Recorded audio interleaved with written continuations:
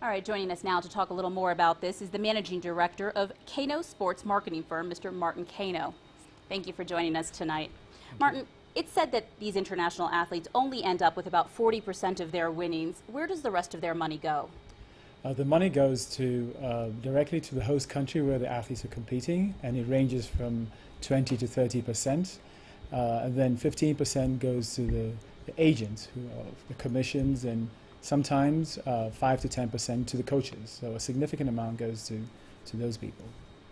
All right, athletes are saying that they're already being taxed abroad. Can you lay a little foundation here for us? How are athletes from other countries taxed? Well, depending on where, if different athletes meet at a particular race, say New York City Marathon, they're all taxed sort of a blanket form of, say, 30%.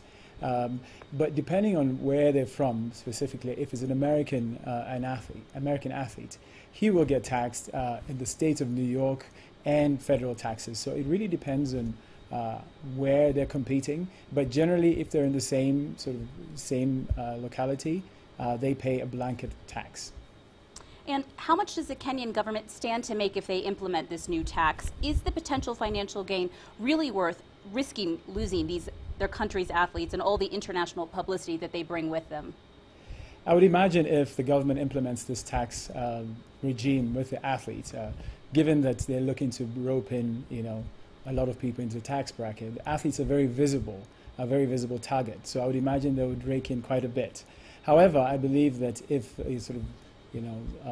given the deductible expenses and stuff like that, if there's a strategy, a tax strategy amongst the athletes, I think the figure wouldn't be as high as you'd imagine. Yes, I believe that the potential financial gain, or is it worth losing all these athletes because of this tax regime?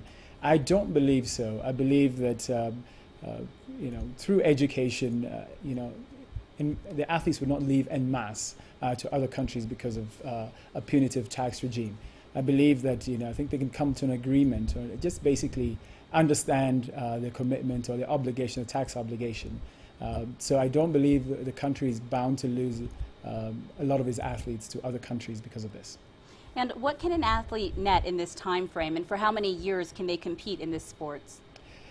Well, it depends on a number of factors, based on how long they stay injury-free, their drive, and the level of competition. Athletes can last between 5 and 10 years. Of course, here in Kenya, the level of competition is very, very high. So it's really not dependent on you. There could be many other younger athletes coming through and just basically leaving you redundant. But in the period that they are active, athletes can earn anywhere from, say, $100,000 to millions, depending on how good they are. All right, thank you for that. That's Mr. Martin Keino from Keino Sports Marketing Firm.